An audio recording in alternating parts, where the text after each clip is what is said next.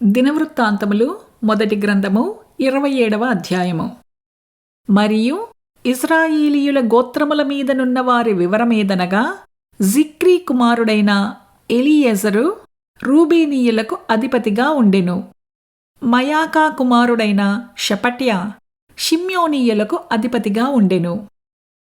Kemuel కుమారుడైన హషబ్య లేవీయులకు అధిపతిగా ఉండెను. సాదోకు అహరోనీయులకు అధిపతిగా ఉండెను.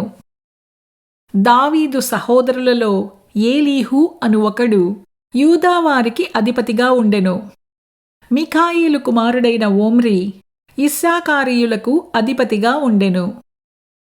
ఒబద్యా కుమారుడైన ఇష్మయా జెబూలూనీయులకు అధిపతిగా ఉండెను.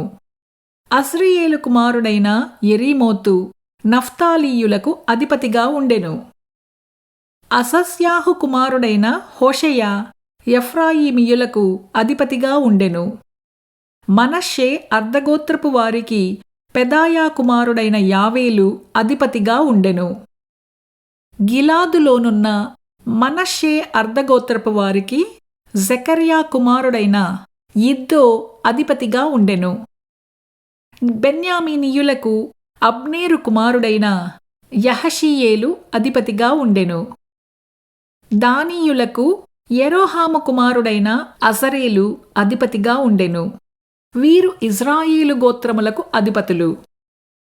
ఇజ్రాయేలీయులను ఆకాశ నక్షత్రములంత మందిగా చేయుదునని యెహోవా సెలవిచ్చియుండెను కనుక 20 ఏండ్లు మొదలుకొని అంతకు తక్కువ వయస్సు గల వారిని దావీదు జనసంఖ్యయందు చేర్చలేదు. జనసంఖ్య చేయు విషయమున ఇజ్రాయేలీయుల మీదికి కోపము వచ్చినందున సెరూయా కుమారుడైన యోవాబు దాని చేయనారంభించనే కాని దాని ముగింపకపోయెను. కాబట్టి జనసంఖ్య మొత్తము దావీదురాజు వృత్తాంత గ్రంథములలో చేర్చబడలేదు. రాజు బొక్కసముల మీద అదీయేలు కుమారుడైన అస్మావీతు నియమింపబడెను. అయితే పొలములలోనూ పట్టణములలోనూ గ్రామములలోనూ దుర్గములలోనూ ఉండు ఆస్తి మీద ఉజ్జియా కుమారుడైన యెహోనాతాను నియమింపబడెను. పొలములో పనిచేయువారి మీదను భూమి దున్నువారి మీదను కెలూబు కుమారుడైన ఎజ్రీ నియమింపబడెను. ద్రాక్షతోటల మీద రమాతీయుడైన షిమీయు, ద్రాక్షతోటల ఆదాయమైన ద్రాక్షారసము నిలువచెయ్యు కొట్ల మీద షిష్మీయుడైన జబ్దియు నియమింపబడిరి. షెఫేలా ప్రదేశమున నుండు ఒలీవ చెట్ల మీదను మేడి చెట్ల మీదను గెదేరీయుడైన బయల్హనాను నియమింపబడెను.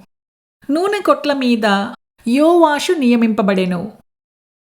షారోనులో మేయు పశువుల మీద షారోనీయుడైన షిట్రయియు, లోయలలోని పశువుల మీద అద్లయి కుమారుడైన షాపాతును నియమింపబడిరి. ఒంటెల మీద ఇష్మాయేలీయుడైన ఓబీలును, గాడిదల మీద మెరోనోతీయుడైన యెహద్యాహును నియమింపబడిరి. గొర్రెల మీద హగ్రీయుడైన యాజీజు నియమింపబడెను. వీరందరూ దావీదు రాజుకున్న ఆస్తి మీద నియమింపబడిన అధిపతులు. దావీదు పినతండ్రి అయిన యోనాతాను వివేకము కల ఆలోచనకర్తయ్యుండెను కనుక అతడు శాస్త్రిగా నియమింపబడెను.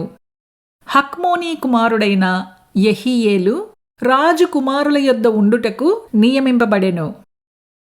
అహీతోపేలు రాజునకు మంత్రి, అర్కీయుడైన హూషై రాజునకు తోడు. అహీతోపేలు చనిపోయిన మీదట బెనాయా కుమారుడైన యెహోయాదాయును అబ్యాతారును మంత్రులైరి. యోవాబు రాజు యొక్క సేనకు అధిపతిగా నియమింపబడెను.